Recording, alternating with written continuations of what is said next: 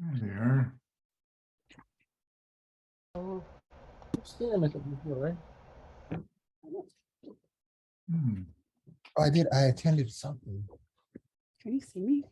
No, the camera's on. I'll turn it on in a second now. Oh, mute. Greetings all. Hello. Hi. Hello. Good afternoon. Hey. Meeting all these people coming in.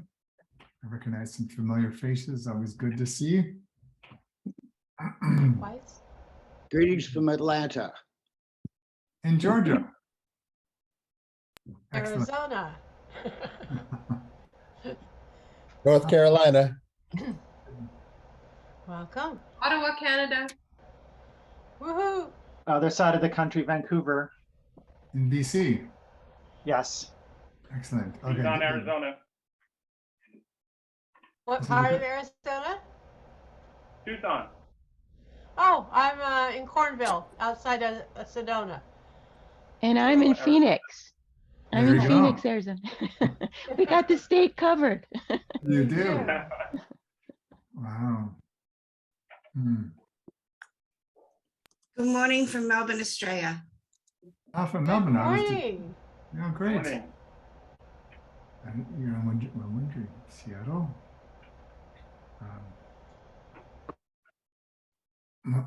We'll let a couple more people in here and then we'll go ahead and get started for the day.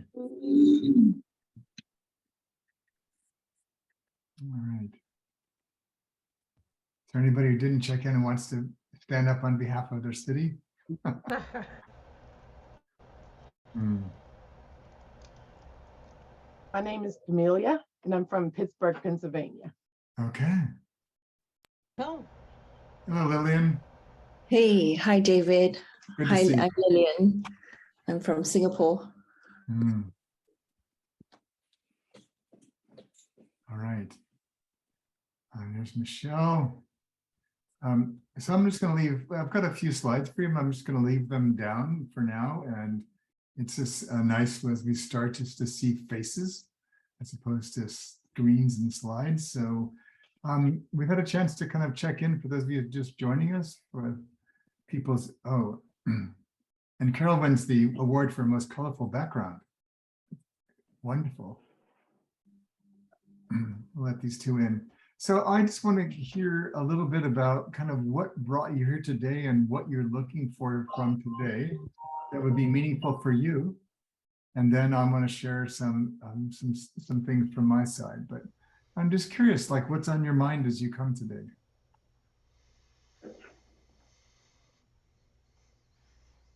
Well, I've noticed, can you hear me? You can. Okay. What I've noticed is I've been doing a lot of work in Ericksonian hypnosis, and what I've noticed is the technique that you teach based off what I read in the narrative coaching book is like an expansion and evolution of his utilization tools. Okay. I really found that to be powerful. Great.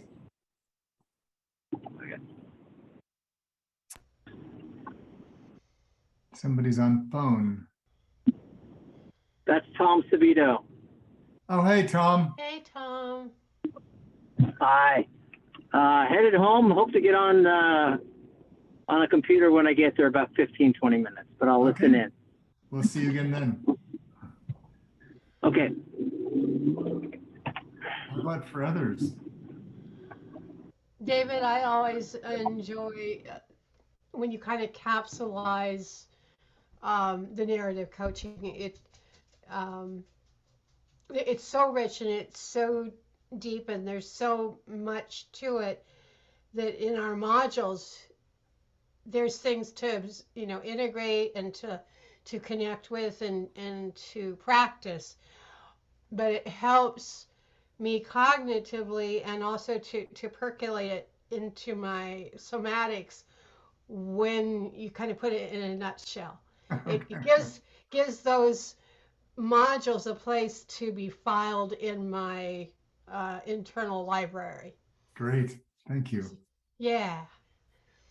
And Robert, I think you had your hand up. Do you still want to share?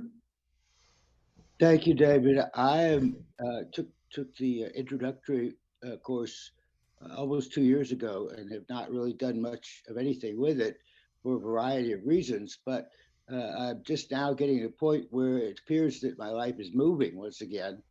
And I'm just how to kickstart my coaching career, to get more involved with the community, and that narrative coaching is a perfect fit for my own life at this point in time. And I'm glad to be here. Well, welcome. Good to see you again. And David. Thanks, David. I am new to your work. I did a deep dive after re-credentialing for my ICF coaching credential. But what I found that really resonated for me deeply is you're citing a lot of the same authorities in learning that I am familiar with, and also the anthropological side of foundations of the work. So I'm really curious to hear more and see it in action. Okay.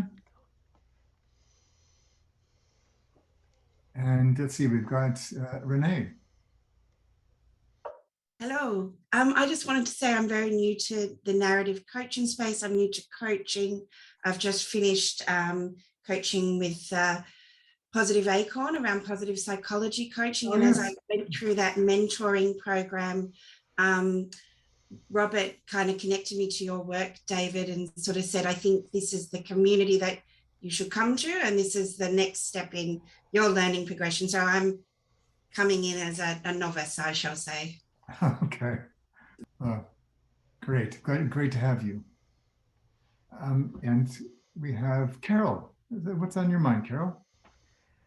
Hi, David. I completed the Enhanced Practitioner Narrative Coaching program before COVID, and I've been coaching, but I don't have a community that I'm regularly connected with that's doing narrative coaching. So I feel like a refresher is in order. I finished my ACC last March, and I'm working on my PCC with ICF.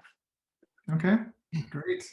Well, we have a number of people who are in that same boat and who took the WVEX program some years ago and want to come and do more. And we're actually starting some really cool graduate offers for narrative coaches next year. So yeah, I think that would be a good fit for you. So Martin. So thank you. I too am relatively early in my coaching journey, although I've spent a lot of time dealing with conflict situations and unpicking those sorts of issues. I've been going through conventional coaching training and things like WVEX, and I'm quite frustrated by the sort of formulaic approach that is so prevalent. And so that doesn't fit with the way that I work, and it doesn't fit with the way that I think about things. And so I'm seeking something which is both deeper and broader. Thank you. Okay. I think you'll find out here. And Donna, good to see you again. Thanks, David. Good to see you too. Yeah. I took your program with Allison with the narrative coaching combined with the emotional intelligence piece, and I find it intriguing, and I always like learning from you, and always wanting to expand my own growth and my coaching. So my concern though is I don't have a choice with many clients around setting coaching objectives and goals. So I don't know if this program is actually something that's feasible or not. I would love it to be something I could add to what I do already. Yeah. Okay. Yeah. So I could. We're cursed with that question all the time. So I actually can give you just a very simple response. That's one of my favorite topics, and then we'll come back and we'll pick up Marian and see what she's thinking. But as you can imagine, I have quite a lot of passion for narrative coaching, and I've never coached any other way. I was coaching this way even before I started narrative coaching, but I also have to stay in business, and I can't expect everybody to appreciate or understand what I'm doing before they work with me. And so there's no point in being such a zealot for it that you lose business.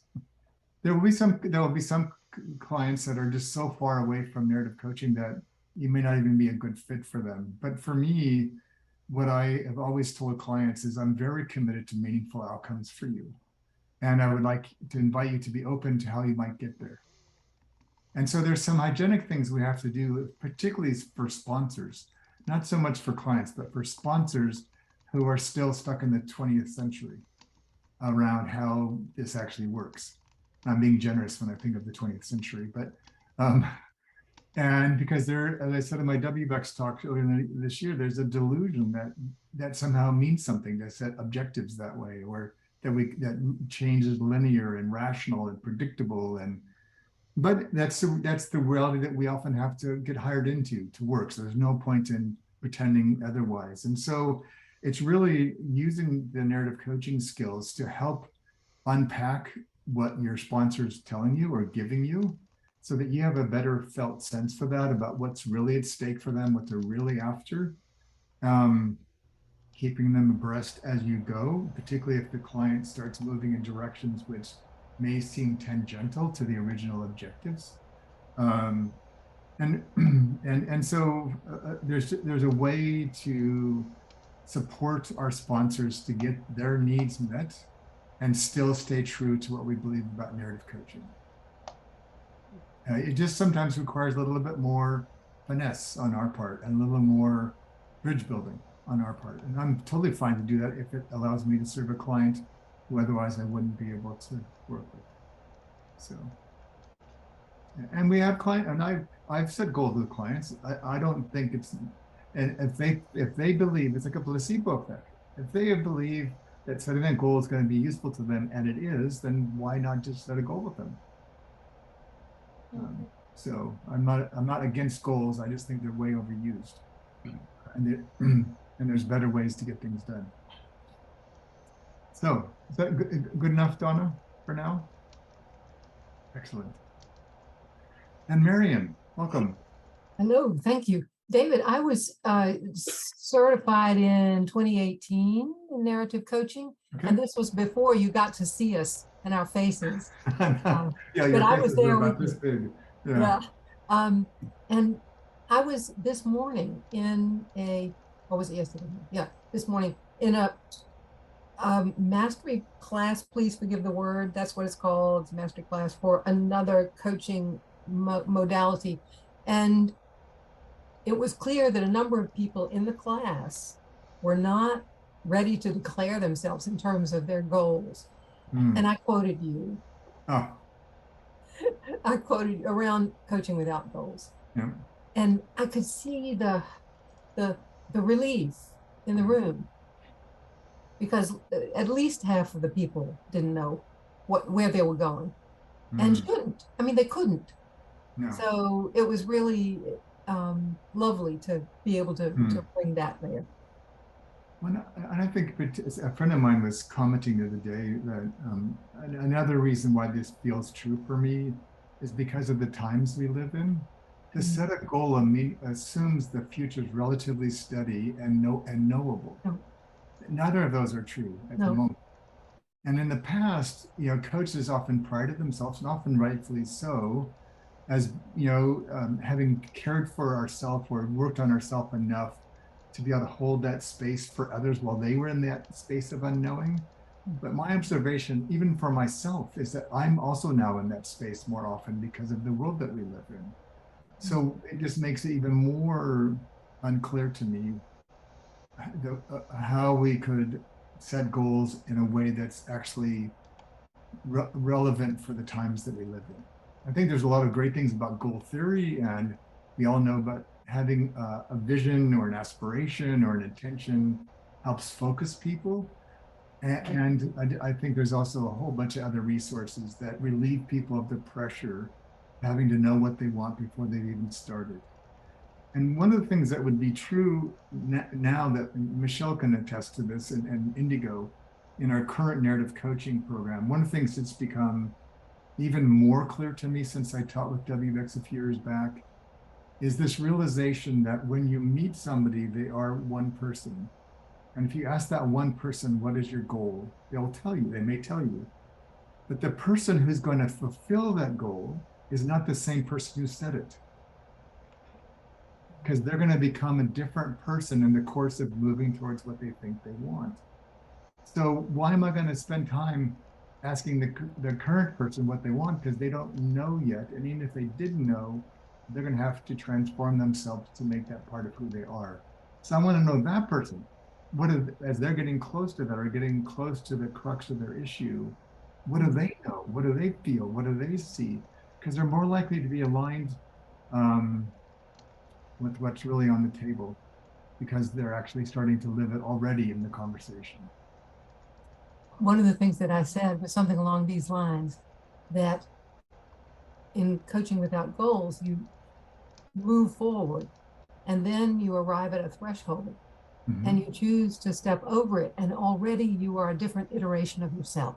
Yep. And that's the way it goes and goes and goes. Exactly. Thank you.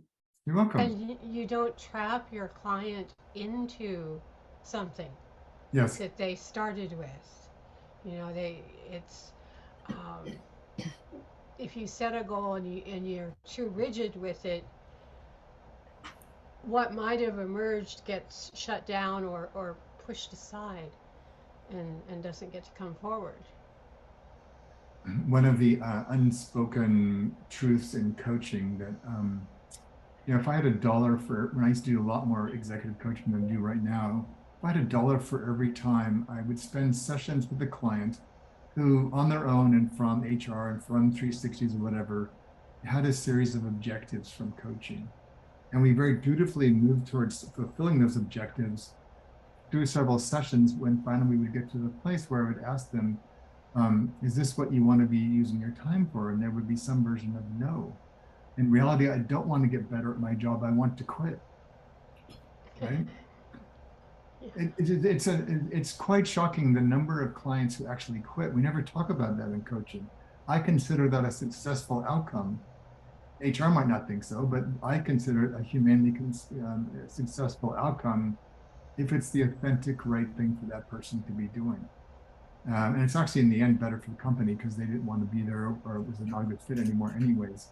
But again, getting our clients situated so they can be more truthful with themselves and with me feels way more important than trying to work industriously towards things they may not want at all.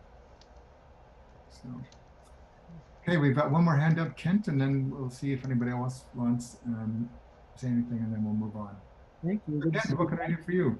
Yeah, so I was a longtime pastor and denominational executive towards the end, and married for a long time, and then my world changed considerably in a short period of time, and I was left without identity in some respects, because I'd identified so much with both that career and then also the marriage identity at the same time, and felt some what I considered undeserved shame shroud on me that difficult to function for quite a while. Actually, it was about 3 years ago. But prior to that, through my denominational work, I had done 2 levels of training in the ICF modality, and then of course all that kind of went on hold. And then I found you with WBEX this spring, and just watching how you operate and listening to your approach and your own manner. The words that came to mind was, it felt like a drench of love for the soul. It just was just a beautiful thing. I finished your narrative coaching book, felt like I underlined half of it. So yeah, it just resonates with me quite a bit. I'm not quite sure where or if I'll go with things. I probably could benefit from narrative coaching myself, in addition to the counseling I've worked with. Because a lot of my life is reframing the story and learning to do that. So yeah, it's kind of got this this double emphasis of how I could see myself engaged in this work with other people.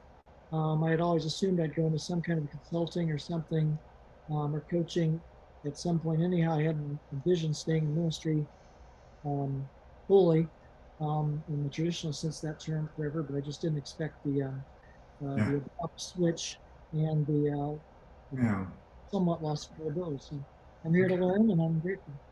Thank you. Thank you. And I appreciate the note you sent me, I think on LinkedIn, to this effect. So yeah, good.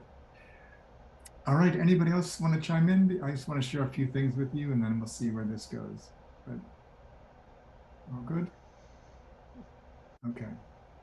So I'm going to share my screen. There we go. Get this fixed. Oh, now it's gone away again.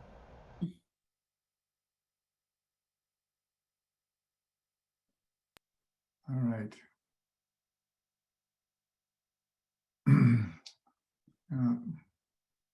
About a second. Here we go. Get this to work. All right.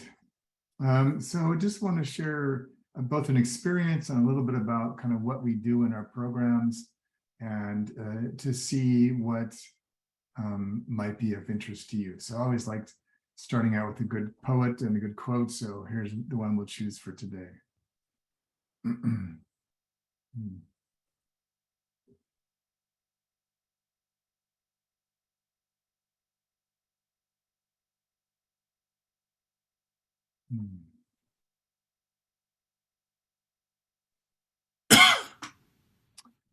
All right. So I love this quote for what we do and this particular view. It has a very fond memory. This is on the Vancouverite in us might recognize this place, but this is a place called Pender Island off the coast of near Victoria and Vancouver, and it looks back on the United States.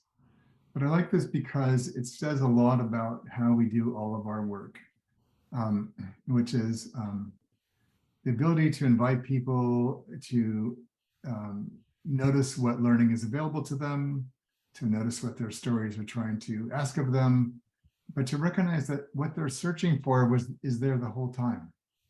That we're not in the usual sort of acquisitional style of coaching or ID, integrative development, where we're trying to go make things happen. We're actually noticing what actually is trying to be revealed to us in what we're doing.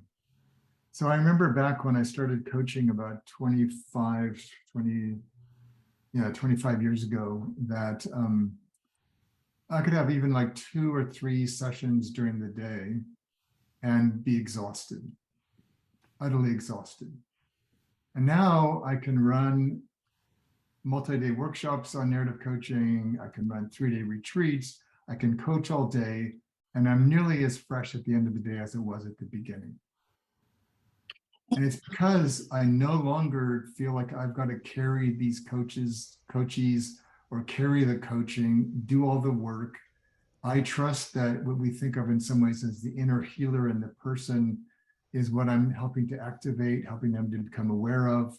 And I just find that it just makes my coaching more effortless in a way, and more robust in a way, and more productive than it was in the beginning when I think I tried much harder.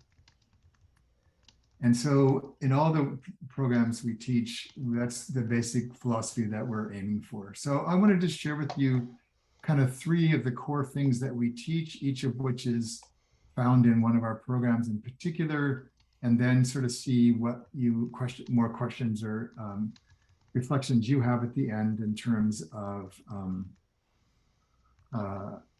what this might be like for you. So these are a graphic and 2 phrases that are really at the heart of everything. So I want to use this as a kind of introduction to talk about our programs and what we do here. I'm obviously most well known for narrative coaching, but we also have 2 other programs as well. Jan's coming back in here. So I want to start with the photos. So those of you who have studied with me in the past, even more true now, that when we do slides and things, they're always as much as possible anchored around graphics. As a visual learner, as a spatial learner, I find them very evocative and helpful as anchors to words. So the picture, basically, there's a lot of things we teach to this picture. The point I want to make now is that I feel like a lot of the debates about coaching, all the kerfluffling around coaching and coaching styles and all this stuff, is arguing over whose leaf is greener at the top, or who makes better flowers. And it's all this running around with buzzwords and fads and trends and all this stuff, as if we need to keep churning And what happens when you do that, you turn up the water, which means you can't see as much. And so in our work, in all three of our programs, the core operating principle is we trust that everything we need is right in front of us. So we stop thrashing around. We stop trying to chase lots of things. And we actually allow, as the old adage would say, we're letting the muddy waters clear. So I never really subscribed to the cliche from coaching that the client has all the answers. I felt it implicitly puts a lot of pressure on the clients to know something. If they had all the answers, they wouldn't need us. They would have already figured this out by themselves. I do believe that what we're searching for, what we're just trying to discover, is already present. We just can't see it yet, or know it yet, or act on it yet.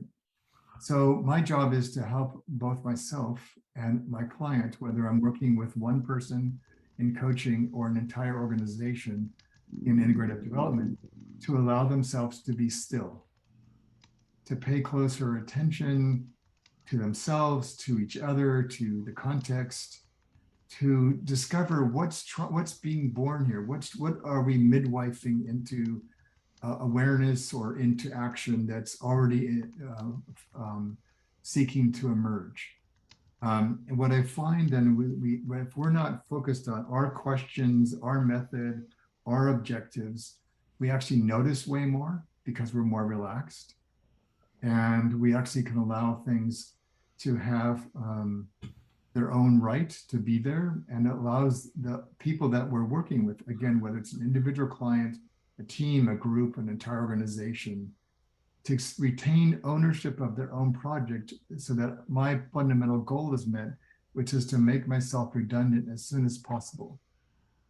And if I'm always the one in charge of the process and they go to me as the conduit for growth, then they're going to keep coming back, which is great for my bottom line, not so great for them, and ultimately not so great for the world. So we're trying to help our clients discover the roots of what's available to them, helping them start to pay attention in a new way so they can discover what they most need to be aware of or do. So we have sort of three primary programs. One of them will be new to almost all of you.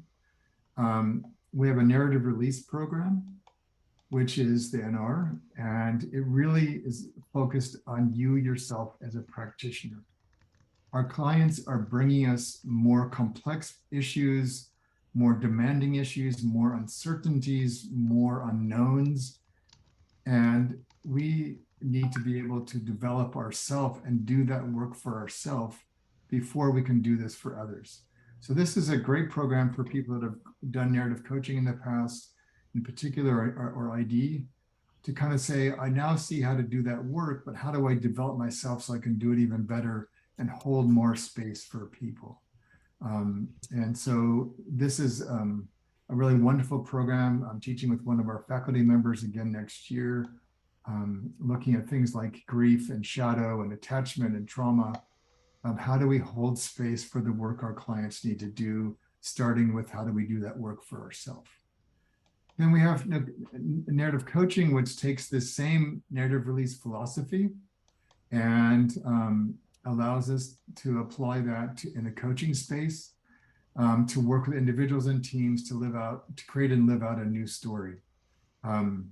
This is the program that has the most emphasis on stories themselves, and again is largely designed for people that want to work with individuals and teams, either as a formal coach or in a coaching capacity in another role.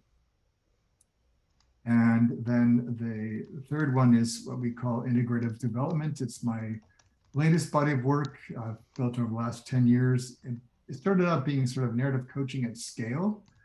Along the way, when I was doing big projects for companies like Nike, it began to become much more focused on a really sort of radical learning and development theory. And so it basically is focused on liberating groups, organizations, and systems to actually learn.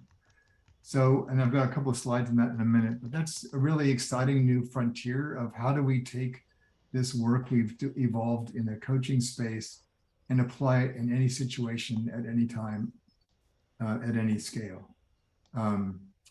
And so just as a simple example, the last job I did in person for a client before the pandemic, I was actually in Melbourne, working with the executives at the top of the Victorian government. And they were in the middle of one of their worst bushfire seasons in history. The pandemic had already started, frankly. There was all kinds of other issues in their region. And I had stopped doing traditional training and leadership development years before, but I thought, what curriculum would actually be remotely useful to these people? So I said, what if we didn't have a curriculum? So I spent a month with different combinations of them in an ID capacity, helping them discover what they most needed for themselves. So they each had their own sort of quests, pairing them up or connecting them up with people that already had expertise in their area and letting them start doing a lot more peer development. And it was, there was some duress because of the conditions that were already forming around the pandemic. And they had the highest level of engagement of their most senior people in the history of their leadership department. And this is a simple example of that. So one of the things they were all finally admitting to was the enormous amount of stress of being a leader in the midst of a 24/7 news cycle, amongst other things. And they said, we just have outrun our capacity to be resilient. And they wanted me to teach them something on how to be resilient. And I said to myself, I've got, as we all do, all kinds of models in my back pocket and all kinds of trainings I've done on these kind of things. But I thought none of that's useful. And then I realized in one of our sessions that sitting at that table off to my left was the guy that had flown in by helicopter into Melbourne to be with us from the front lines of the bushfire. He was the statewide commander for all the fire departments. And he was revered in the state government. And I said, this dude knows more about this topic than I will ever know. And he's lived it for 35 years. So I said to him, would you like to come and share with the group? So we all gathered around like a campfire and listened to him, and we got to stay there all day. And then some of them broke off and spent some more time with them. But in that 20 minutes, he gave them a masterclass in the essentials of surviving stress and making big decisions under duress. So again, ID is the capacity to make learning and development available to meet a person or a group's needs in real time. All right. Are there any sort of immediate questions that come up? I won't be able to see you because you're now off, even on gallery view, it's going to be hard to see you all, but if you want to put that in the chat box, you can. I'll increase the screen. Anything you want to ask for right now before I give you a couple of experiences of all this for yourself?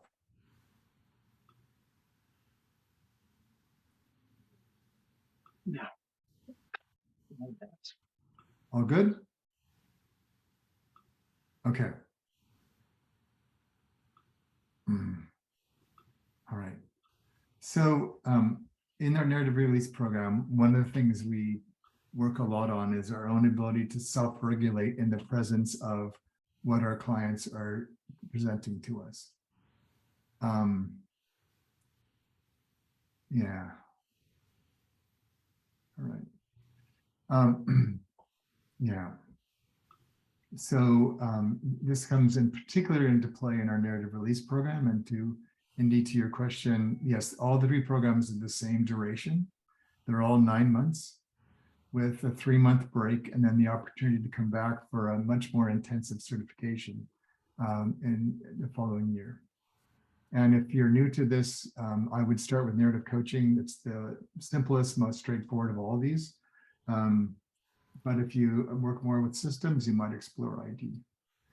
But in NR, we look at self-regulation as the ability, as you see here, to be able to calibrate our inner state. So sometimes we might be dialing up if we're sort of under-regulated or And sometimes we might need to dial down so that our inner and outer state actually match, so that we can be effective and respond consciously and effectively to whatever's in front of us. You know, if you're in the middle of a crisis situation, you need to kind of dial up your regulation in a way to act.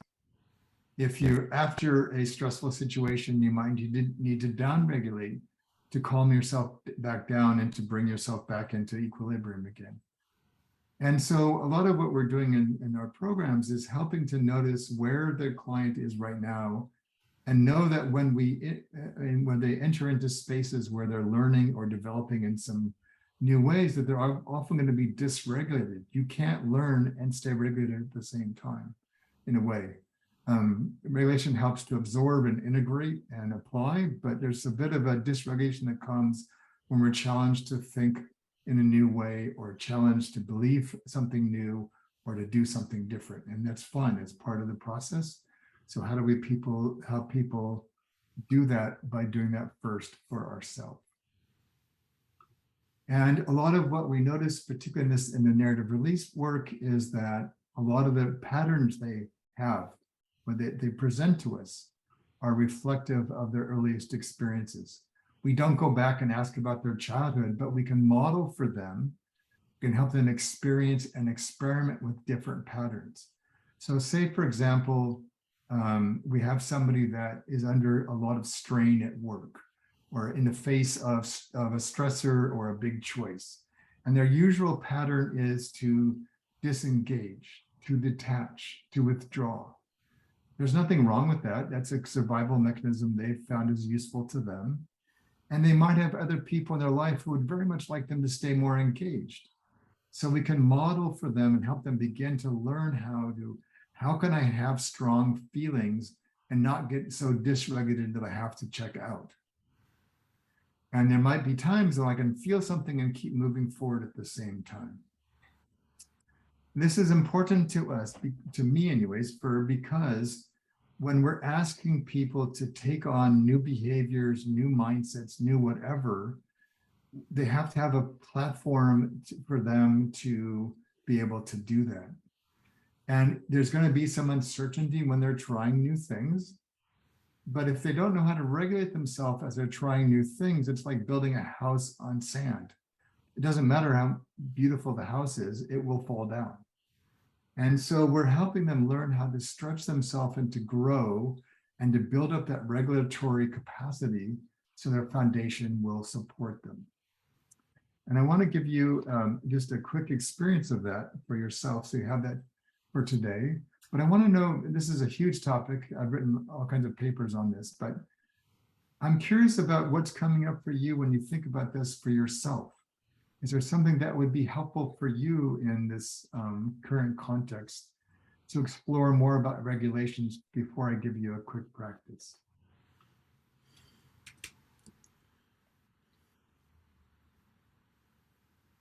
Not to feel so urgent about somebody finding their own juice or yeses, resonances, to let them have their own time frame. Yeah. Yeah. So as part of what Indigo's pointing out is that our first job is just to meet people exactly where they are and not make any effort really in the beginning to change any of that. To help them to come with a level of acceptance and compassion for who and how they are. They're just fine. There's nothing to change in people. They may choose to change in the end because it might make it easier for them to achieve what's important to them, but being able to see and hear and be with them just as they are, for me, is probably half of the work that we do in coaching, for example.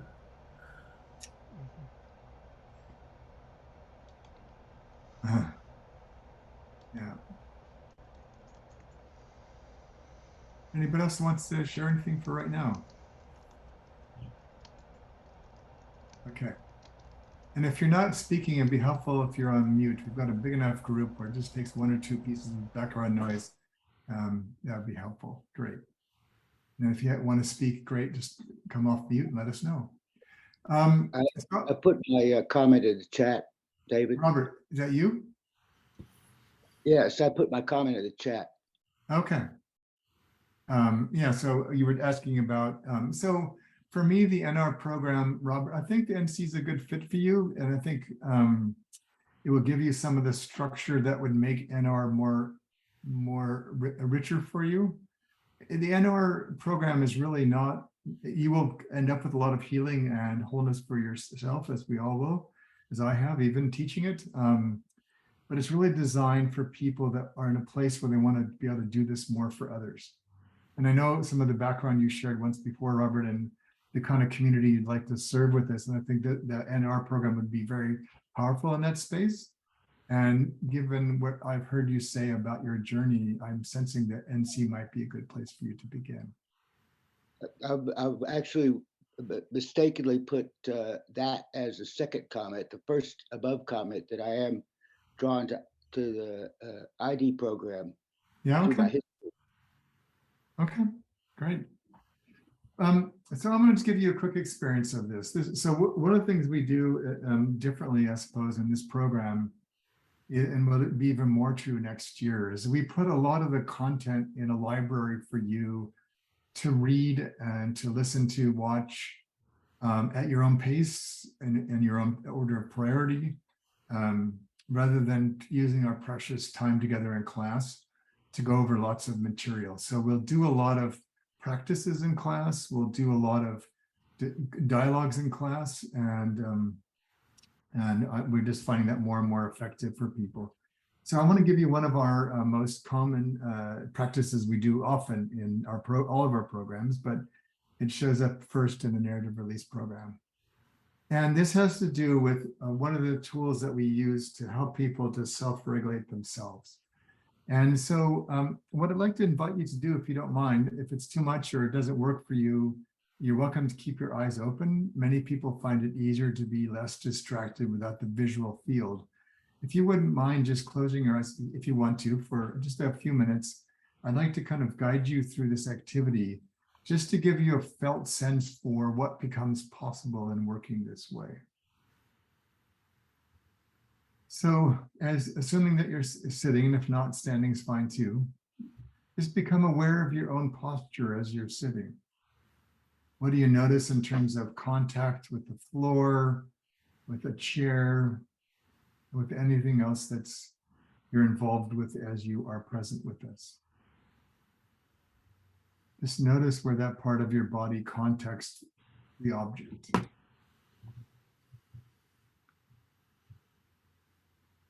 And as you do that, I'd like you to be aware of your breathing. There's no need to change it. There's no need to do anything differently. Just notice and feel your breathing. And notice for yourself, how can you notice your breathing in your chest, not in your head?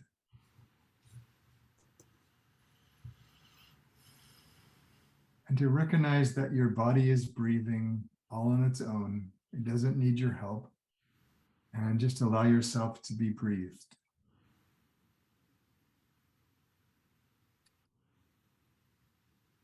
And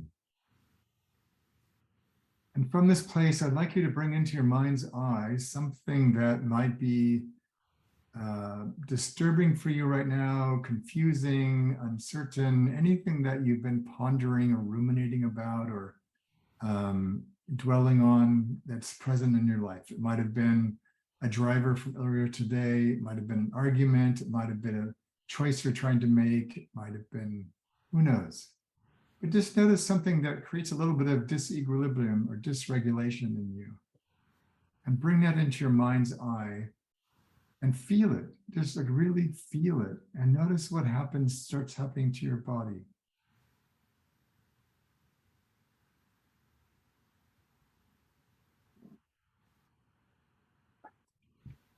You might notice you're holding your breath, or you've got now got a knot in your stomach, or maybe your fingers want to clench a bit, or you feel a bit deflated, or who knows. But just notice what happens for you when you hold this with color, if you will, in your mind.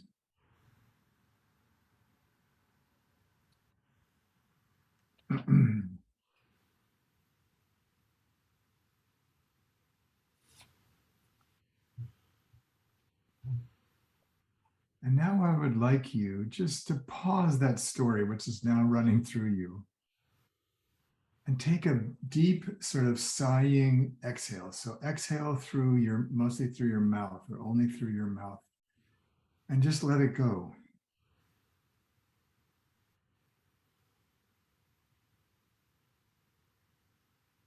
And if you feel the urge, you can just do that again. Just pause and exhale and let it go.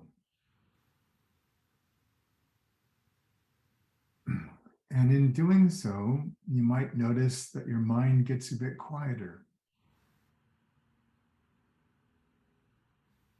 And if your mind is quieter, your body says to itself, oh, I guess we can relax now. We don't have to be vigilant or activated or triggered. So as you, again, hold now maybe a little more lightly this, whatever was on your mind, and just could feel it being held in over your body, and your body just relaxing. It doesn't need to fix something or do something or hold it with a death grip onto this story. What if you just allowed your body to continue to relax? Maybe you notice yourself leaning back a bit more. Maybe your shoulders are not so scrunched.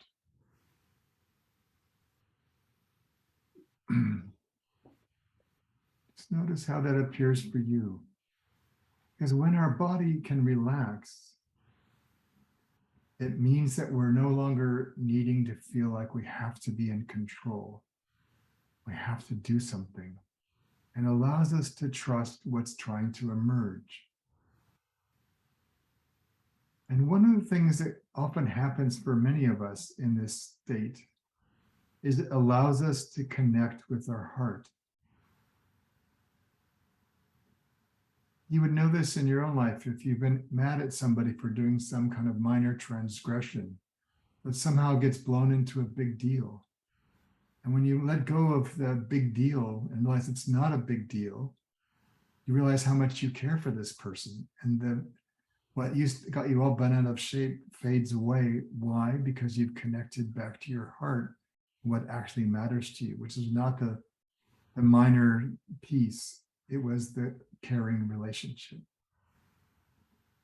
So one of the pathways to self-regulation is through our heart, when our heart can relax and connect. And when our body relaxes, we start to open up. We start to access more of ourself. And what happens then is we're more able to speak our truth to ourselves, sometimes to others as well. And one of the things this does when we open up is it allows us to access more of our own inner wisdom.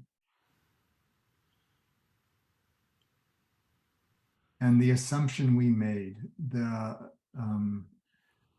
justification we left to, the conclusion we already had shut down on, all start to soften up because we start to see things through our own inner wisdom, which makes it easier for us to speak what is true, even if just to ourselves. And then ultimately what this does, if we can pause, relax, and open, even if it just takes 15, 20 seconds, it allows us to live more fully in that moment with more integrity and in wholeness. So if you can allow yourself in this moment to pause and relax and open around what you first thought about, I want you just to notice right now before we come back to the room, what's changed for you about the story you were telling yourself when you started? Your sense of yourself, your sense of your body, and how you might live differently from this place than you were from the place you started with.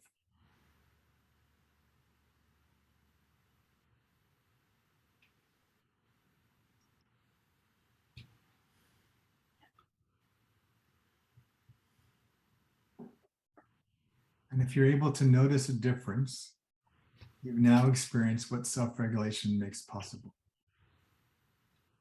All right, so I'm going to invite you when you're ready to come back to the room. And I'm going to take us off screen share for a minute. so I can see you all and see the chat box easily.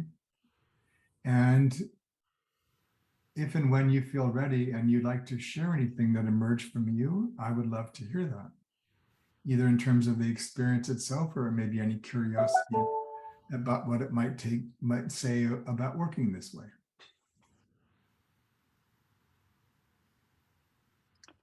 David, my Qigong practice has a sedative breathing exercise that mirrors this just beautifully. Oh, and wonderful. Helps you take the busy thoughts from your mind and settle them in your heart and work from your heart space. Yeah, I appreciate that, Carol, because one of the things that was a bit surprising to me was that I always taught from that place, but I never really spoke to it. And then when we were gathering some interviews of past students about what they most appreciated about their programs, one of the most commonly shared affirmations was how open-hearted the whole thing felt. And so it's, yeah. And I love when parts of my life connect like this. Yeah, I bet, yeah, it is lovely. Thank you. Other questions or things you would like to share?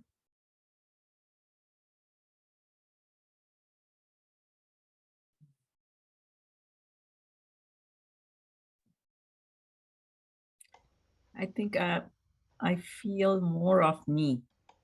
You feel more of you. And what's that like? Peaceful. Yeah.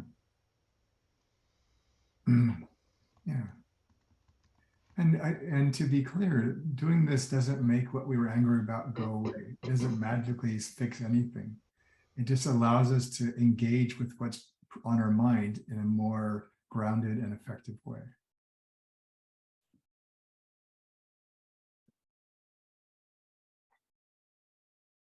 Anybody else feel inspired to share? What really stands out to me is the situation, the issue didn't leave.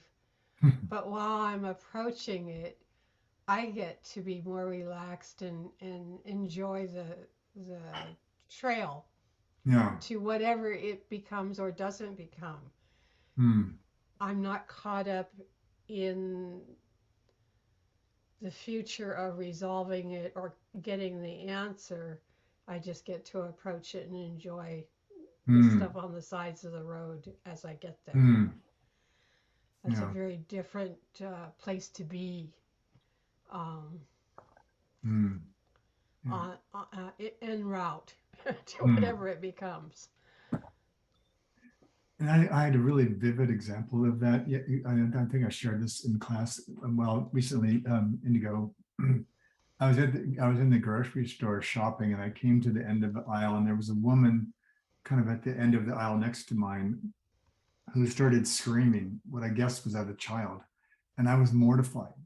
I was just mortified, and I could feel this energy rising about, I needed to intervene. I could feel this like charge. And then I said, okay, I don't know the whole story here, so let me just take a breath, pause, relax, and open myself. I came around the corner, and what I had this instant judgment about made complete sense. This woman was there with her young child who she'd allowed to move through the store in bare feet. The child, in his exuberance, seeing things on the shelf he wanted, reached for them and knocked some jars on the floor. So there were shards of glass over the entire floor.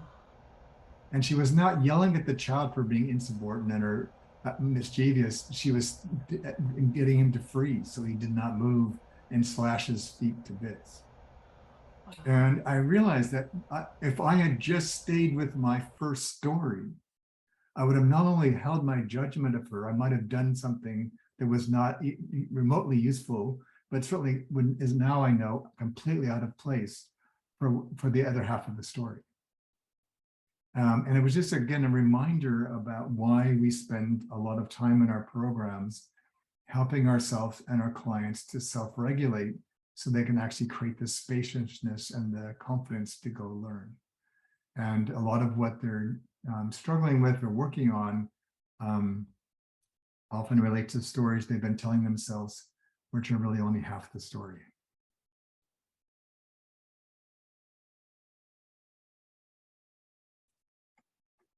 I'd like to share. Yeah, Michelle. Yeah, hello.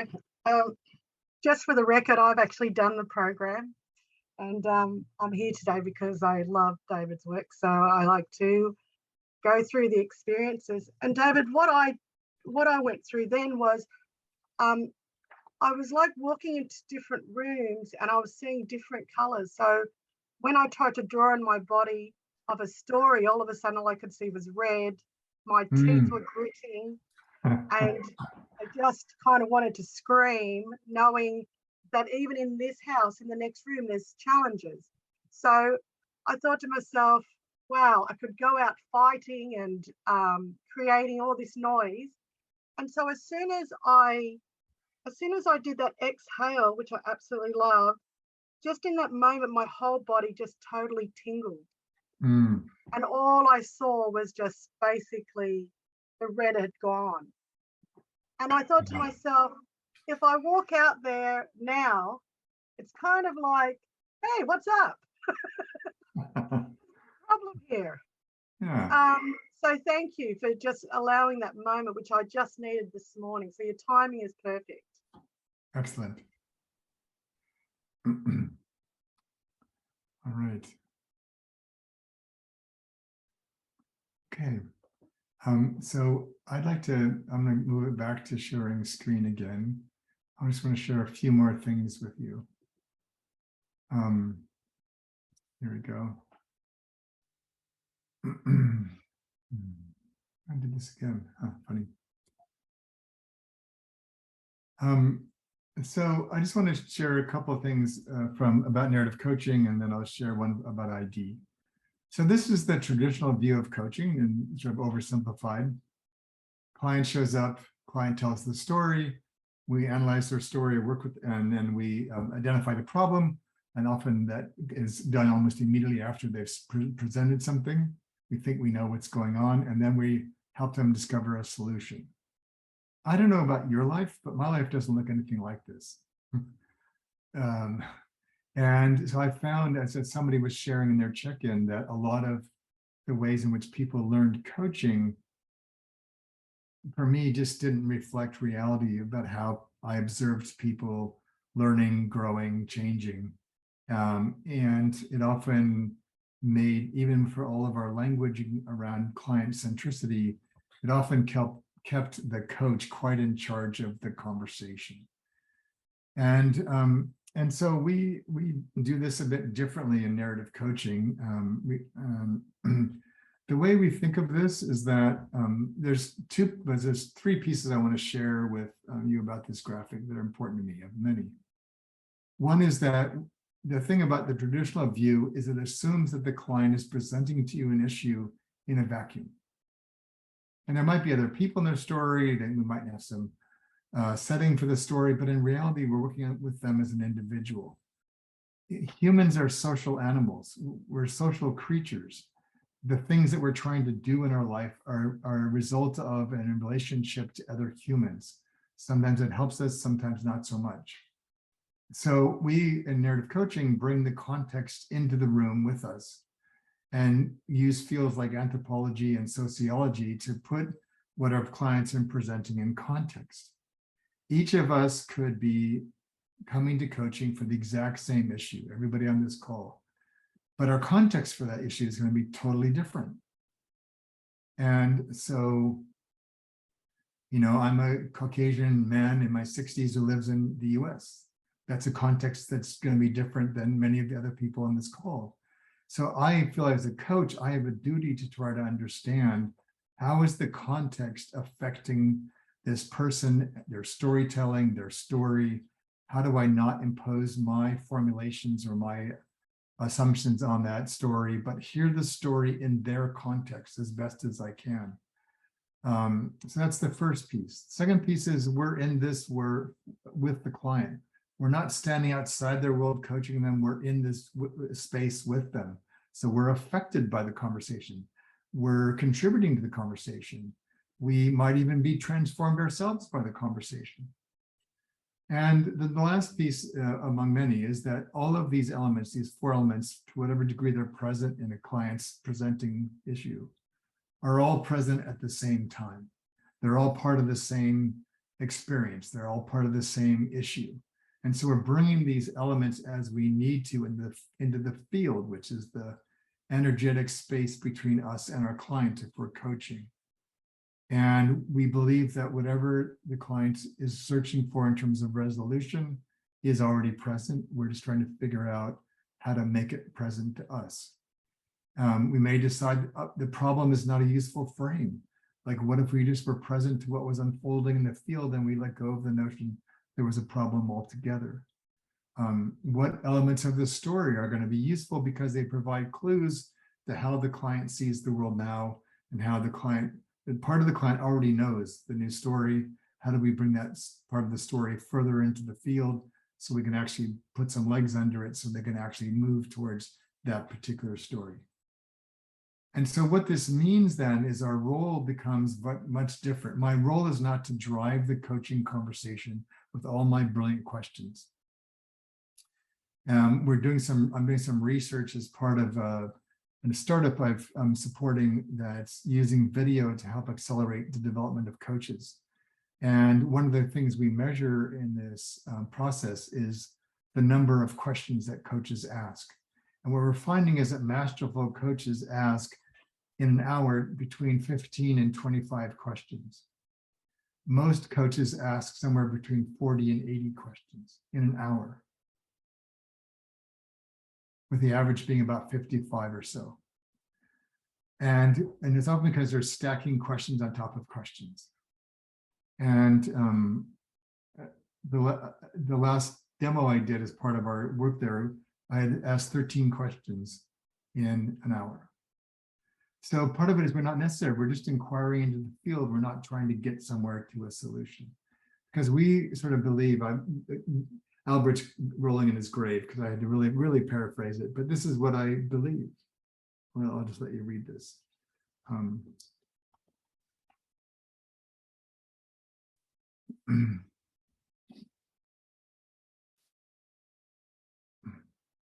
So my primary job in all of our programs, but particularly in narrative coaching, is to help activate in the person I'm coaching what they need to heal themselves and move forward. And so everything that we're doing is in service of helping the client become more agentic, more resourced, more aware, so they can do their own work. One of the things this has meant for me over time is that we tend to focus on far fewer things in coaching, but we do the few things we focus on much more deeply and robustly. Because the important thing to me, at one level, I don't care what a client thinks of the coaching session. What I care about is what they think about what they can do as a result of it.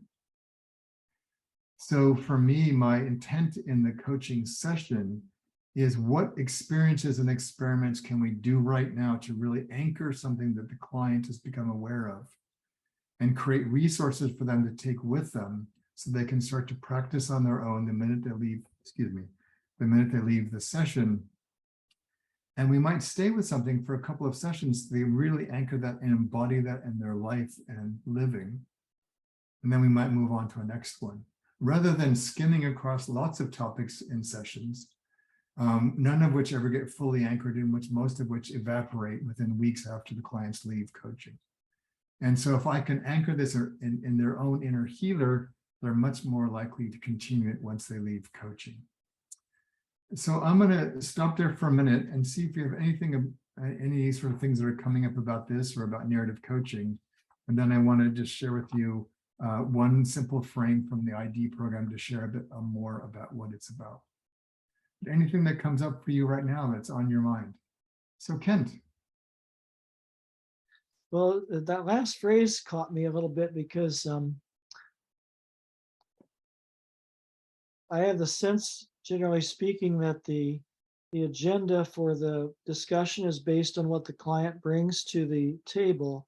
So I guess I'm wondering, when you're looking as a coach as an overall framework, that let's say you see something that you believe needs some anchoring for 2 or maybe even 3 sessions, how do you get to that point if, say, at session 2, the client comes back with, a different narrative or, Yes, clients are sort of annoyingly inconsistent that way, aren't they? Right. They keep changing their mind and new things keep happening to them. So for me, if I feel like I need to be a steward for things that the client has been working on that they want to leave or avoid, or I might just bring that back to their attention and say, do you feel complete with this? And if they say yes, I say, great, let's move on. They say, well, it just got to be a bit too hard, or I was getting pushed back, or great, so we'd like to revisit that some more. Yeah, I probably should. So we're humans, and clients change is not easy. And so when we get to, there's sort of 4 primary phases in narrative coaching, but we want to make sure that a client feels complete when they leave a session. So that they're clear what they're leaving with. I'm clear that they have what they think they're going to need. They're not going to go out try to, confront their biggest adversary with their new skill, because it's not going to work very well for them. And then at the beginning of the check-in at the next session, what have you done since we were together last time? What feels important to you now? Do you want to spend some more time on this, or do you, like I said, do you feel complete? Well, no, they might say, hey, I tried this with my partner and with one of my clients. Here's what I've discovered. Great. Now we have another round of the model around deepening their anchoring and their insight about that particular issue. And part of it is because they might have some really challenging opportunities in that space that they're going to need a lot more experience with before they go and try to be in that space. So we might spend 2 or 3 sessions kind of doing some practices, doing some reminders, and resourcing them so as they tackle this issue in its more challenging manifestations, they feel ready to go do that. And what you'll find, at least I found over the years, is that most clients have 1 or 2 key patterns that keep repeating in their life, and most of what they present are just symptoms of the same pattern. So, but by starting to anchor in a deeper grounding in progress, not running ahead trying to get something later, but now they've got anchors to confront more and more and deal with it more and more and scale that out in their own life. So it allows them to take these experiences and these successes they've had and apply it in multiple opportunities in their life, not just a singular goal, but in many aspects of their life. Like, for example, many of the greatest successes my leadership clients have reported about growth through coaching as a leader did not come through practicing this as a leader. It came through practicing this as a parent. Why? Because in some ways it was often a more meaningful context than their job. It was one they felt less risk in a way. And it was something that the other party they knew wanted this to be different as well. And so learning how to be, like, for example, in their family was often a playground, if you will, a serious playground for them to try out new ways of being. And then they can start to slowly bring that back into pockets of their work where they felt safe to practice. All right. Is there anybody else that wants to share anything?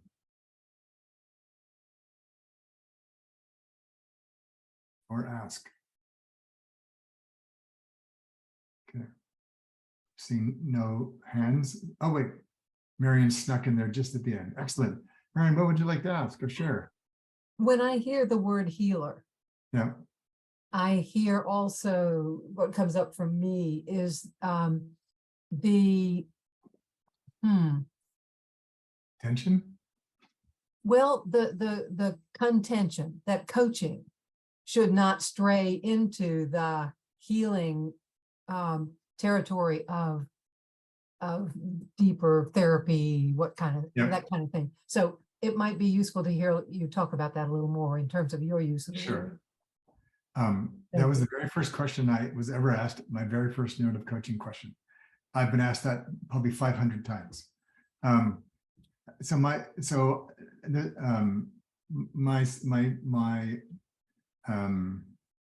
juvenile response was, that's rubbish.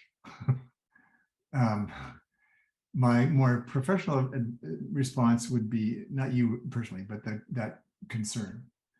So my basic contention that I would offer is, yes, from an integrity and accountability perspective, all of us should only work in spaces where we feel qualified. So if you don't have any qualifications in psychotherapy or even in psychology, you probably have no business being in some of those spaces. But that's not because it's wrong to go there, but it's wrong for you or risky for you because you're not trained. At the same time, I would say that historically, coaches often focused on outcomes or goals as opposed to humans. And humans are going to need to grow and mature to be able to enact what they have identified is important to them. And in the course of growing, many of them will have to heal things that might have gotten in their way before. So for example, you might have grown up in a household, for whatever reason, it was considered inappropriate, unwise, unappreciated to speak up or to challenge authority or to have strong emotions or whatever. You may even carry some shame around that. And yet now you're coaching a leader who needs to set direction, needs to provide sometimes difficult feedback. But their inner self is going, no, no, no, no, we don't do that because bad things happen.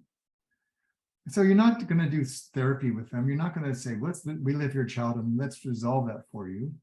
We're just going to help them become aware. Oh, you have an internal obstacle to speak up because it's reminding of your family of origin. So we might offer them a referral. We might invite them into some experiences with us that allow them to say, so I might say to a client like that, so if you were to give me some constructive feedback on my coaching so far, what might you say? Up comes the anxiety. So I can coach them through the anxiety. I said, there's no safer place on the planet than right now. There's nothing that you can tell me that is not fine. Everything's fine. So then I'm coaching them to learn how to talk to me and give me feedback about something they don't like about the way I'm coaching them. And I just use myself as an example. It's all just information for me. So I work with them to coach them to not only find new words, but notice how it feels to find new words. How would their posture change to find new words? So we're basically workshopping their dilemma in real time as they start to grow themselves to be somebody who can speak up. It's all because, for me, there is a sense in which coaching often has a therapeutic element. It's not psychotherapy, but therapeutic in the sense of healing, because they often have to heal certain things in themselves, which is their job, not mine, in order to create a stronger platform upon which they can grow. And so, again, to be mindful of yourself, where you feel confident and expert enough to go there. So I trained for years and functioned as a grief counselor. I can hold way more space for grief than most coaches I know because I'm confident I can go there. On the converse side, and I'll stop here because I could go on about this for a while, but when my daughter was going through some things in her own life, she went and saw a therapist. And it seemed really helpful to have a safe place to go talk about what was bothering her. I didn't have any need. That was her space. I didn't ask her about it other than anything she wanted to share. But I also had a sense that, having met the therapist, that the therapist wasn't supporting Hannah in a way that was as effective as it could have been. So I went and had a conversation with her. And I said, I'm wondering if you'd be open to having me teach you a couple of rudimentary coaching skills. Because the ability to create experiments is what she most needs. find actually words that she can use when she's in these difficult spaces. And luckily, this therapist was wide open. And so I taught her some basic narrative coaching skills for free, but I had a vested interest. I wanted her to help my daughter better. But most of her kids were teenagers. And she said, oh, this is brilliant. They don't want to just wax on and on, but forever and forever. They want to go do something. And so she found a great value in bringing coaching, even though her therapist friends, oh, we don't do coaching. We do the real work in psychotherapy. And so my primary job is to help a person to achieve what's important to them, peace of mind, a promotion, whatever they're after. And I will show up to a client with whatever I have that's going to be valuable to them. And so the goal of the narrative coaching program is not to get you to be like me. I don't want you to be like me. You don't want to be me half the time. I want you to go be yourself. Bring your whole self to this based on who you are, the roads you've traveled, the work you've done for yourself, the trainings you've had, the degrees you have, to bring a narrative philosophy or bring this way of working to be with your clients. And coaching is just a verb. It's not a thing, right? So if you might end up being a mentor for an entire coaching session because you have extraordinary expertise in what your client's trying to learn. The purists in coaching would say, well, that's not coaching. I would say, I don't care. My only job is to help the client get what he or she needs. They don't care what we're called. They just want to be better, happier, more successful, whatever they're after. And as long as I stay in integrity with myself and in line with what the coach needs is based on what they've said or done, then be what you need to be. I had one client. Yeah, anyways, I'll stop. I could go on, but I won't. Any other questions about the narrative coaching? I would like to share one thing about ID and then give you a more open forum at the very end to see what you want. I recognize that many of you might have planned for this to end at the bottom of the hour. I'm happy to stay on afterwards for any of you that would like to ask further questions. So don't feel rushed if you need more time. Okay, are we good to go? All right. All right. So I'll just let you answer this question for yourself.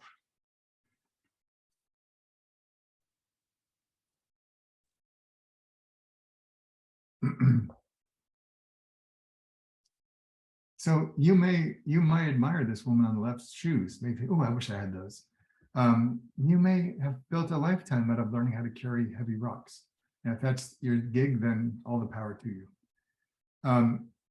And one of the things you'll discover in all of the programs, but particularly in ID, is the first third of the program is mostly around you putting down your rocks and trusting yourself. And the way I think about this is if we grind up the rock into little pebbles, we might have a little pouch on our hip with our favorite ones that we bring in case they're needed. But that's not how we start a conversation. So ID it started out when I was freed by certain clients on major change projects and literally was hired, just come be David. And so I helped the state where I live reinvent its job placement system, to create the first of its kind integrated one-stop shopping for families that needed services. Not because I was an IT expert, but because I understood that I needed to wear probably 8 or 10 different hats, often on the same day, in working with these teams, depending on what that team or person needed right then. And so originally ID started as a melding of organizational development, training, and coaching into one practice. I haven't done a traditional training in years. I obviously don't do normal coaching in a way. And even I find OD was often run its course. It's now become a much more robust body of work that I've used to design every project and program for well over a decade. and allows us to actually liberate the learning potential in any moment. Any moment. And practically what that means is running workshops with no curriculum. Designing interventions like developmental discussions with the client about an approach to a project without an agenda. But I will be clear again, I'm very committed to effective outcomes. I've just realized over the years that when I'm free to kind of move with what's unfolding, I see more, I can do more. I'm not trapped in the boxes that our clients often want to put us in from the get-go. And the research, which will teach you in that if you take this program, is pretty categorical that most training does not work, full stop. And so I said, well, I could complain about that all I want, but surely there's got to be something better. So we built ID as, I think, a better way. And it's one that's more in line, so it feels more like the woman riding her bike on the right, both for you and for the participants. And one of our core teachers in this program are 5-year-old skiers. So if you can imagine that you came across this scenario, imagine you have gone or could go to a ski resort, and you walk by a beginner ski class. These are people that have never skied before. They all get dressed up, and the 50-year-olds, or however old the people are at the top of the hill, they're there to learn how to ski. The 5-year-olds who are in the front of the picture are there to ski. They're not there to learn how to ski. They want to ski. Point them down the hill, they go. They fall over, they're not very tall, they're well padded, they've got a helmet. Nothing much is going to happen to them. But they learn by doing. And so guess which group learns how to ski faster? It's not the adults, even though they're stronger, faster, more coordinated, and more everything, because they're upset. I've got to learn how to ski because their primary objective are two. I don't want to fall down and hurt myself and look stupid. So those sit around. So the guy on the right's around the cool. The people on the left are kind of chatting with each other, and one of them fell down. They're probably laughing, and they haven't even started to ski yet. They're at the top of the hill. And so one of the things we do in ID is create safe places for our clients to practice. And we get them to practice and do what children do, which is to learn by doing first, as opposed to adults who want to learn before they do. And so and I'm nearly finished with the ID book. And one of the surprises in the book for me was how significant of an influence innovative child psychologists and educators were on the development of ID. I think most adults, outside of hobbies they might have pursued on their own, but in terms of workplaces, for example, lost their innate ability to learn when they started school. And it just got worse every year it went by. We have a number of our students with kids in their teens and 20s, and I've talked to a few of them lately for another project we're working on. And they confirmed my experience of watching my daughter when she was in high school. And so I just said, this is a 20-year project because we've got to convince enough buyers to realize that what they're buying doesn't work.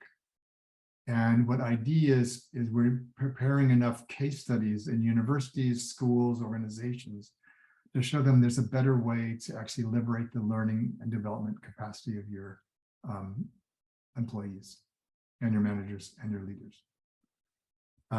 And a lot of that's, again, undoing a lot of what we thought about all this stuff, recognizing it doesn't really work for 1,000 reasons, and showing them a better way. All right, so I'm going to stop there. We've got about 6 or 7 minutes maybe left. I want to just see if there's any questions for now, and then I want to just kind of point you into where you might go if you want to get ready for one of these programs for next year. Anything else that we haven't answered that you came with as a question? Anything that feels important to you right now? And then we'll call it a day for anybody who needs to leave.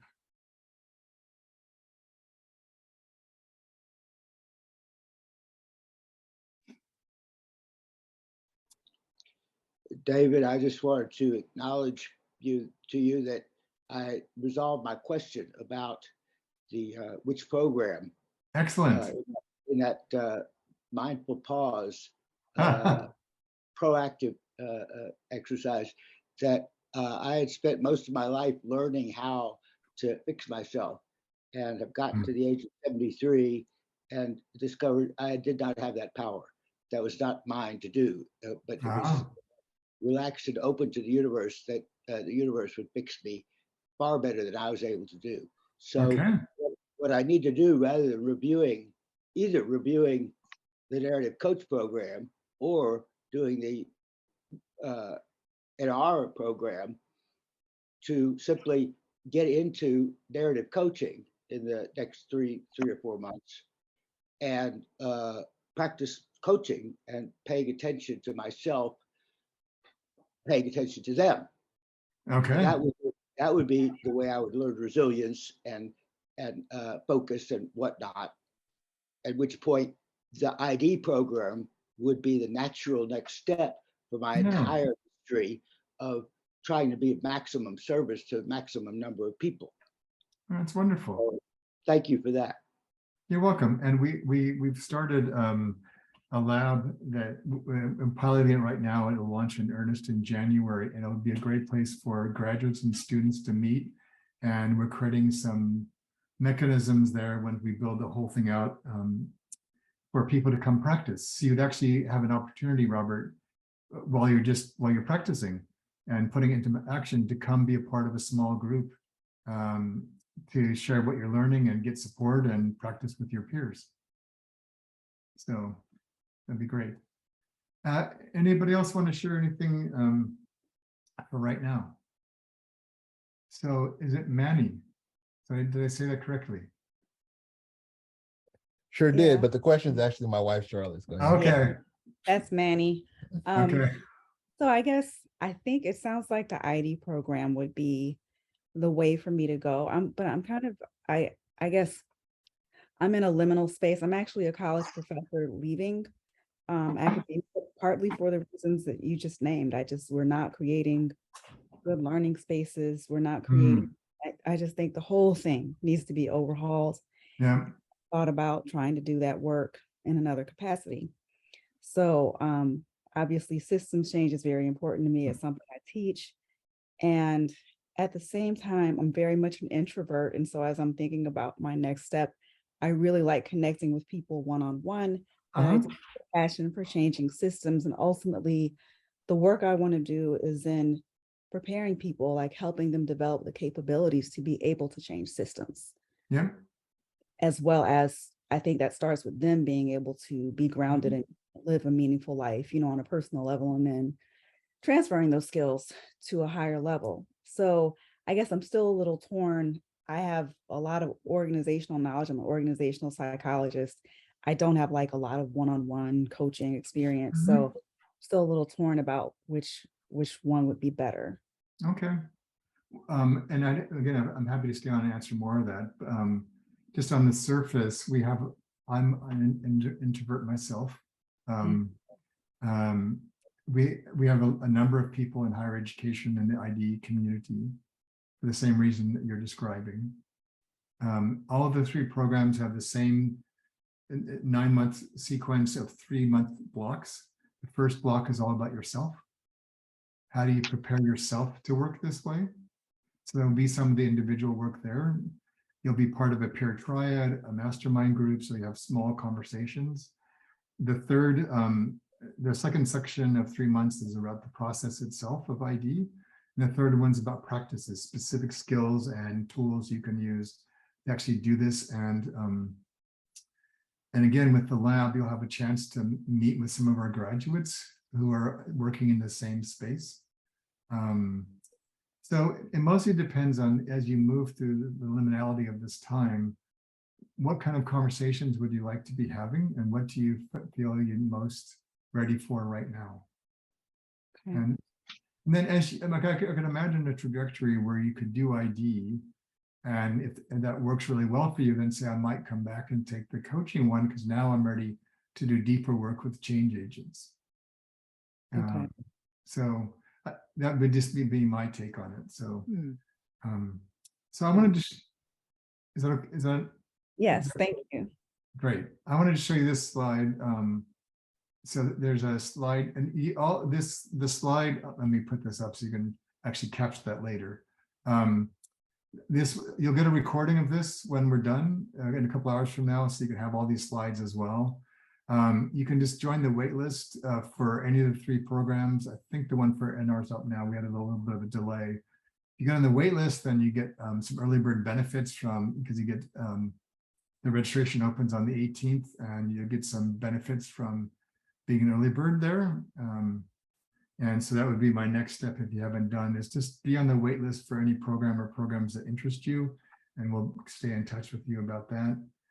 These are just some details about the program. And if you need to leave at the bottom there, thank you for coming. I really appreciate that.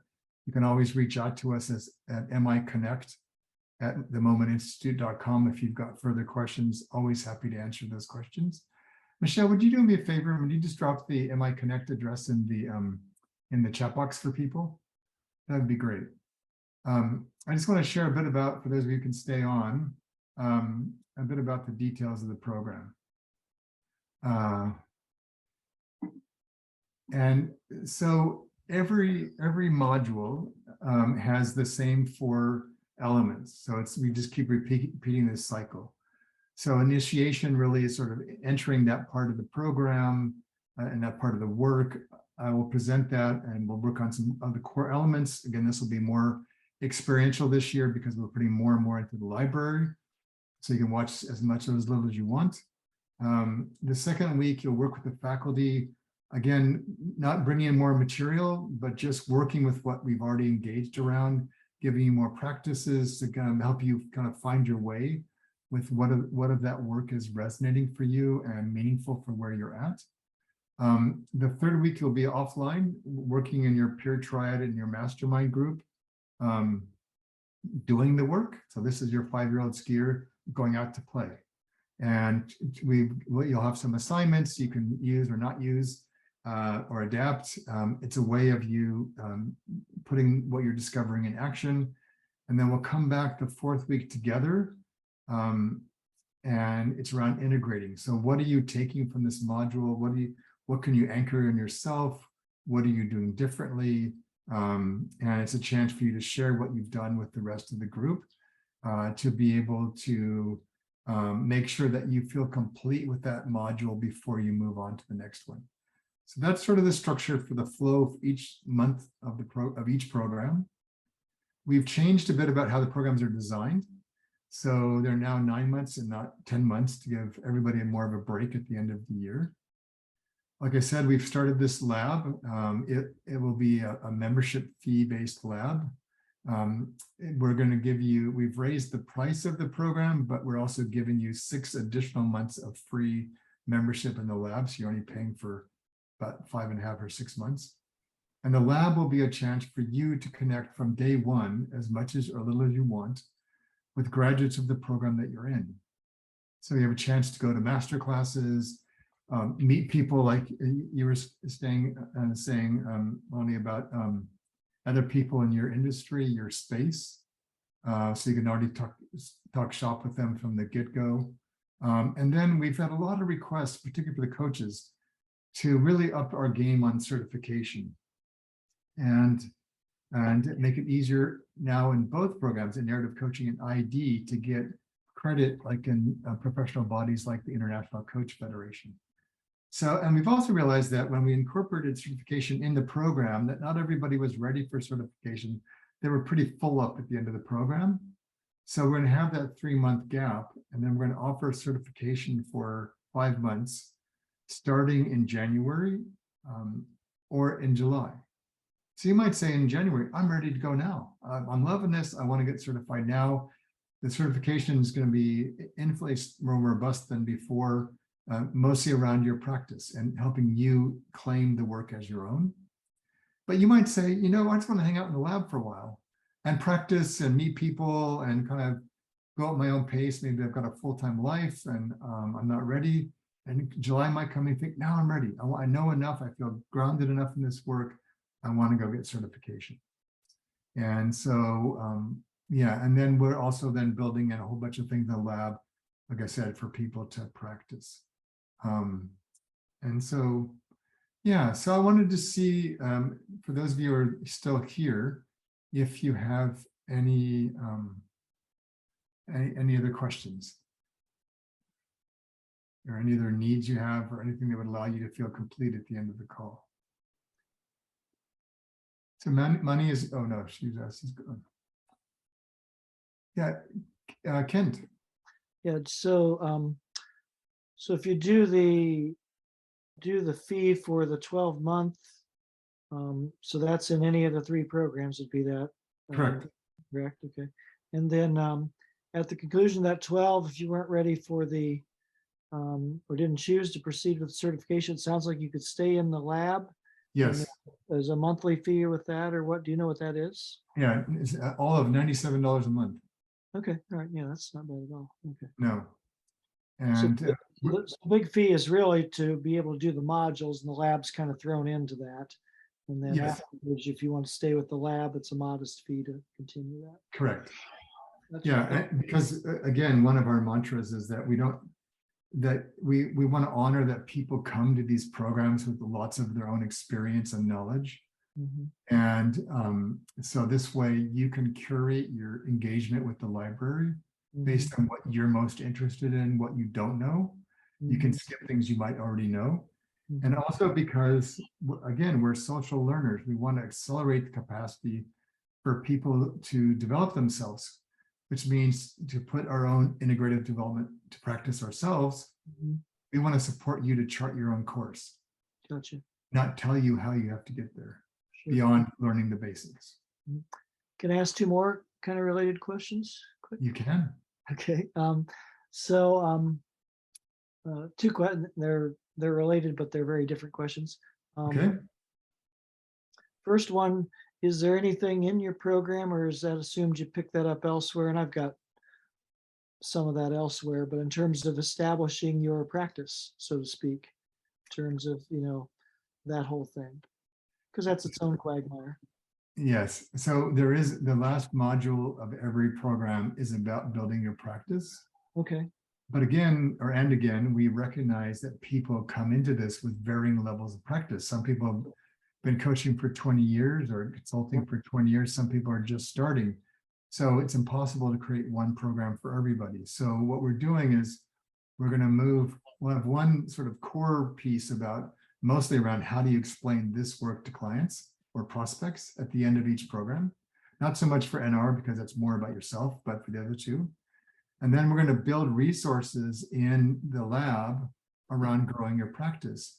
But it's not going to be taught by me because, you know, I've been doing this for a long time. I have things going for me that most of you don't. You have things going for you that I don't. And so it's more going to be around peer learning, people that are starting on this journey but have figured some things out because they're a little bit ahead of you. And it's more about lifting each other up. And we'll create spaces for like internal communities of practice around growing your work, where you could create your own resources, put them in the library for other people coming after you. So they sort of pay it forward, if you will. Cool. And then my second question is both from my own interest and then also just from my own, I guess, philosophy of learning and helping others, is I believe it's good to experience that which you are doing.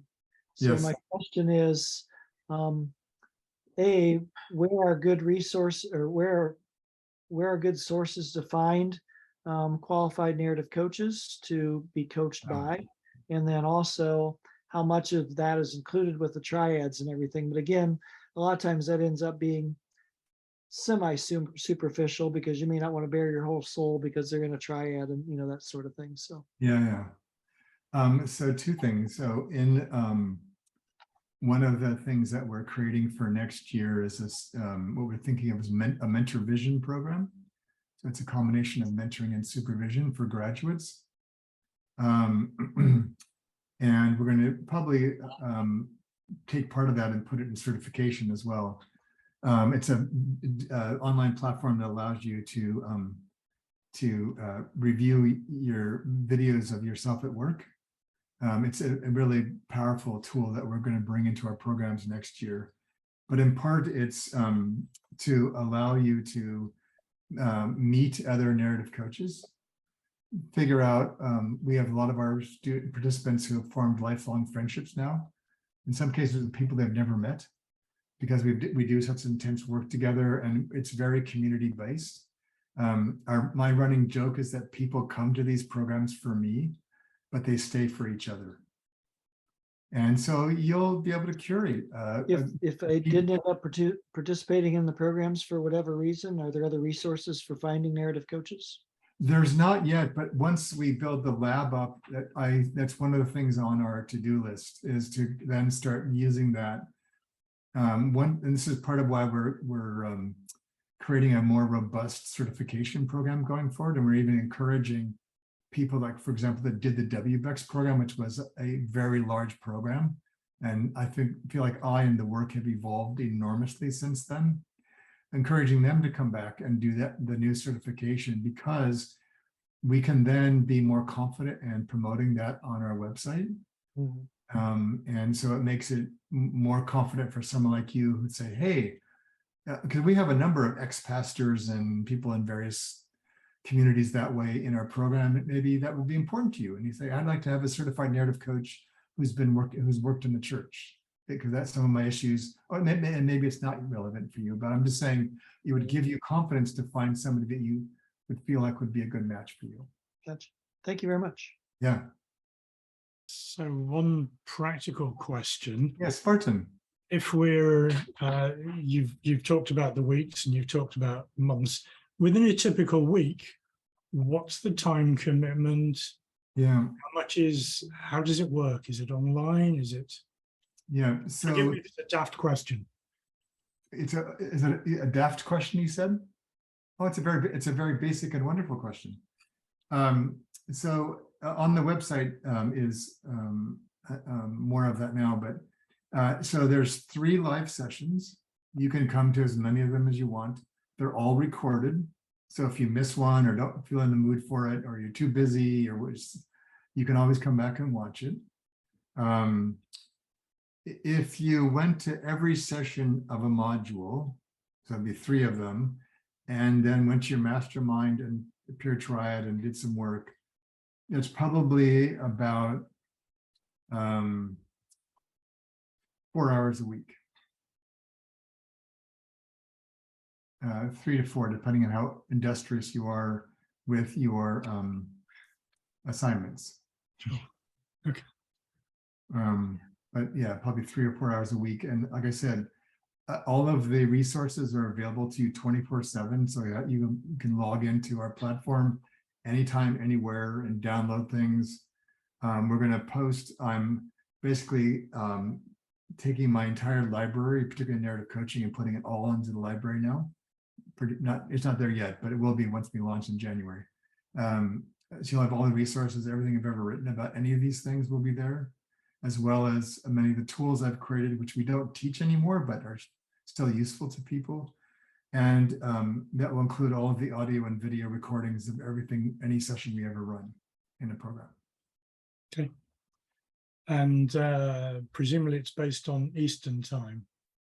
The times that are listed are 10 and 6, which are in Eastern time. Okay. Thank you. That's helpful. And they have different flavors. Like the Europeans tend to come in the morning. The Aussies and the Kiwis come, and the Asians come at night because it's morning for them. So these morning and afternoon have very different flavors to them. They always have. So if you end up coming to a different one as an American, you often have more choice. Then if you find the one that fits your groove. Again, so. Thank you.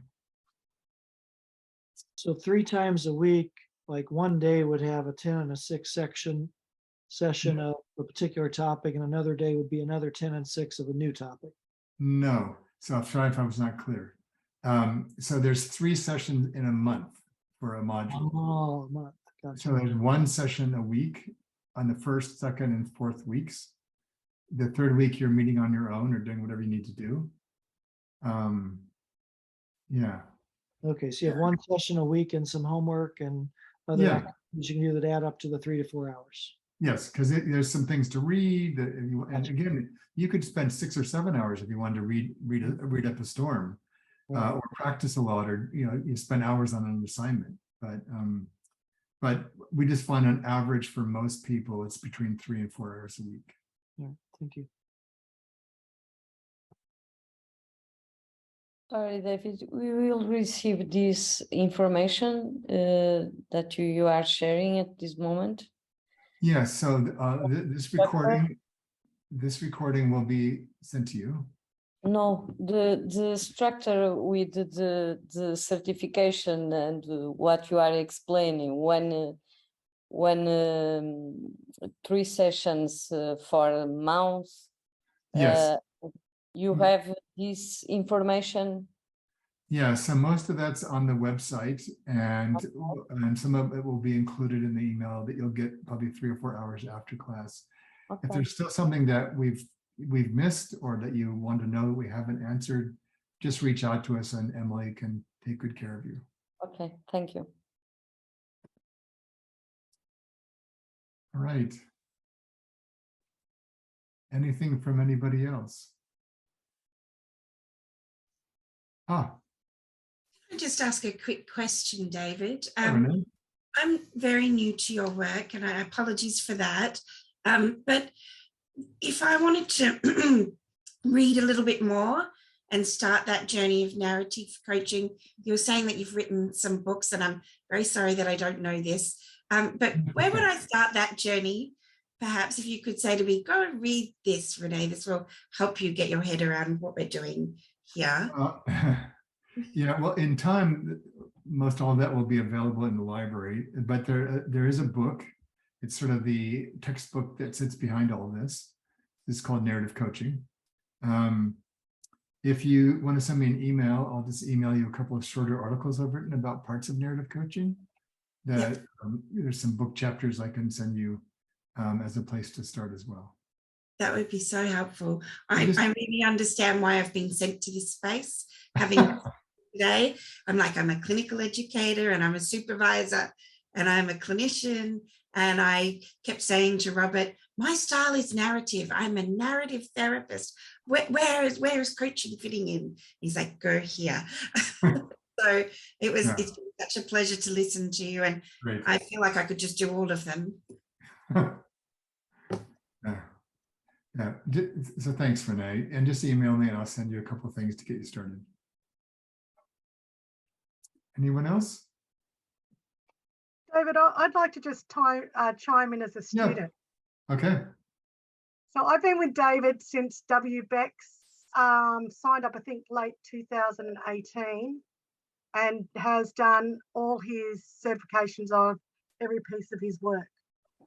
Narrative coaching, narrative release, integrated development, and now I do mastermind to support people such as yourselves who are just now, looking at David's work. And I just want to share just a little bit about myself. This hasn't been pre-organized or anything yet. I'm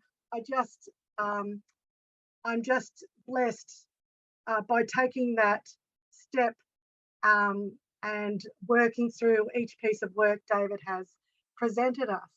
And one thing about myself, I actually came from the corporate world and fell into being a carer for my husband since 2016. Anyways, I decided that coaching was something new. I had no idea really about it.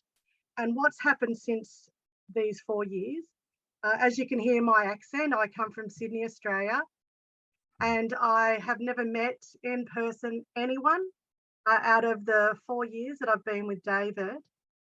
Yet in this past year, I have now worked with a huge government client in New York, with like-minded people I've met through David's courses, through the forum, and as a first-time coach, as a practitioner of integrative development, being me was really important. How I am and what I've learned through David, and I only know David's work, from what we've heard from the really large government organisation, is the difference it makes. With what I have learnt through David, through his wisdom of just being me, and with nothing else. And that picture of the rock, which I was that when I first came in, with every bit of baggage that I didn't even know I had. Now they are tiny little pebbles. Some still stay, but as David gave us once a note, they're in a cave now, and I choose to go into the cave if I want to. If not, I close the door and I keep moving forward. So I've actually found David's work to be a blessing. I've sat where you all are today. I read the book, Renee, that I first heard from David, and I just kept moving forward like that child skier. And one tip, because I know it's 3 or 4 hours a week, but the stretch assignments that he gives us is a game changer. So they are a blessing, even if you don't do anything else. So that's my piece as a student, still continuing, and hopefully we'll meet a lot of you at the labs and see you again. Thank you, Michelle. All right. I want to just appreciate your time, and again, make sure you get on the waiting list if, for the program you're most interested in. And yeah, I look forward to seeing you next year. All right. Take care and let us know if we can help you in any way. Thank you. All right. Take care, Ron. Bye. Thank you.